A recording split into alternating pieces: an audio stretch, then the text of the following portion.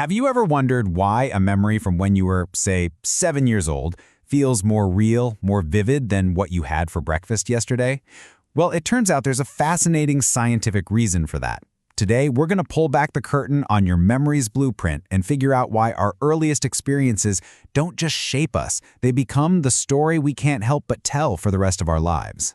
So to get our heads around this, let's start with one of literature's most brilliant and, let's be honest, kinda weird minds, Franz Kafka. This one quote right here, it's pretty much the key to his entire world. Kafka didn't just write stories, he genuinely believed he was a story.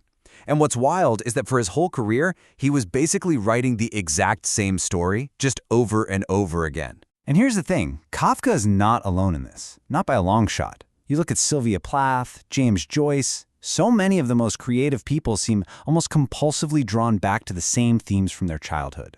It's like a haunting, right? A repetition that just makes you ask, why? What is it that locks these powerful early experiences so deeply into our minds that they just echo for a lifetime? That's the puzzle we're going to solve today. Okay, so to crack this mystery, we have to start with the echo itself. We're going to dive into this whole artistic haunting thing by looking right at the ghost in Kafka's machine. Here it is. The key to unlocking Kafka is understanding that almost all of his work is a direct reflection of his absolutely terrifying relationship with his father. You see these themes of inescapable guilt, of bizarre arbitrary judgment, of total submission. They're not just literary tricks. I mean, think about it. Gregor Samsa turning into a giant bug in the Metamorphosis. Or Georg Bendemann being sentenced to death by his own dad in The Judgment. It's all just a symbolic replay of his childhood fear. Now check this out, because this is where it gets really interesting. Kafka's pattern, it's not unique at all. Look at this table. You see the same thing with Sylvia Plath. The early loss of her father totally infuses her poetry with themes of absence and grief. James Joyce is constantly working through father-son tension.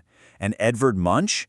His paintings are just dripping with the illness and anxiety that defined his childhood home. It's an incredibly clear and powerful pattern. Our first big relationships become our lifelong obsessions. So, we've seen the artistic mystery. Now let's get into the science. What is physically going on inside our brains to cause this kind of permanent imprinting? Well, the answer is in the 3 very distinct ages of our brain's ability to learn and remember. You know, our brains aren't static machines.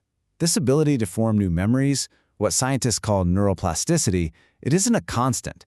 It actually changes dramatically as we get older, and it moves through 3 really different phases. A good way to think about it is less like a computer that just fills up with data, and more like a piece of clay that slowly hardens over time. So let's walk through how this actually works. First up, childhood. This is a time of super high plasticity. Your brain is in a frenzy of what's called synaptogenesis. It's just rapidly building new connections everywhere. This is why big emotional experiences get imprinted so fast and so hard. Then you hit adulthood, and things change. It's a phase of plasticity resistance. Your existing memories have kind of formed a scaffold, and any new information has to really fight for a spot on it.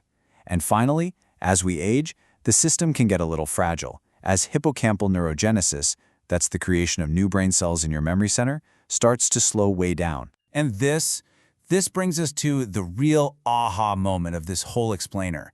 It's a simple but incredibly powerful analogy that connects Kafka's art right to the biology of your own brain. Let's try a little thought experiment. What if we thought about making memories, not just biologically, but mechanically? Like, imagine your brain's ability to learn is a piece of metal being subjected to stress. How much does it bend? How much pressure does it take before it changes for good? And this chart just lays it out perfectly. In childhood, your brain is super elastic. That means a tiny little bit of input, one powerful emotional experience, creates a huge and lasting imprint. Look at that bar, it's off the charts. But in adulthood, it takes so much more effort, more repetition to create a memory that has the same kind of staying power. The capacity is dropped way, way down. So this all boils down to one big idea, the stress-strain analogy of memory. When we're young, our memory is highly elastic, like a material in its elastic region. A small push creates a really big change. In adulthood, it becomes resistant. It hits a plateau. It takes a lot more force to make a dent. And in old age, it can reach saturation, where it doesn't adapt as easily and might even become fragile. But here's the thing. This high plasticity in our youth isn't the whole story. There are other powerful factors at play that really cement those early memories and make the past hang around so stubbornly. It really comes down to 4 key factors. Basically, when we're young, our brain is a blank slate. There's just way less competition for new memories. Plus, every experience feels new and is often emotionally supercharged. Our brains are biologically optimized for the high-energy work of building our core identity from scratch. It's really the perfect storm for creating permanent memories. I love this slide because it just makes it so clear. The childhood brain is an empty canvas. Every new color you splash on it is vibrant and striking. The adult brain, though, it's a crowded canvas. A new brushstroke has to find its place inside an already complex painting, competing with everything that's already there. It makes sense, right? The first draft is always the easiest one to write. So let's bring this all back home. We've talked about the art, we've gone through the science, and we've got this cool analogy.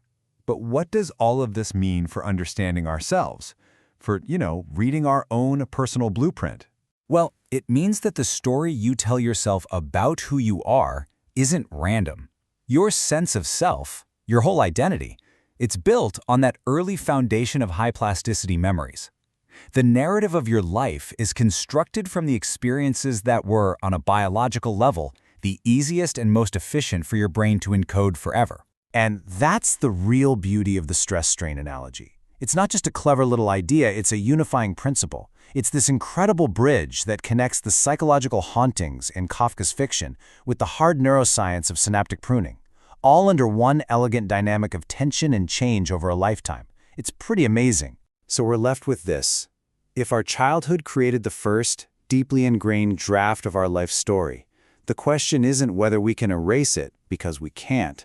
The real question is, knowing how our memory actually works, what powerful new experiences, what intentional new stories can we write today to edit, revise, and build upon that original blueprint?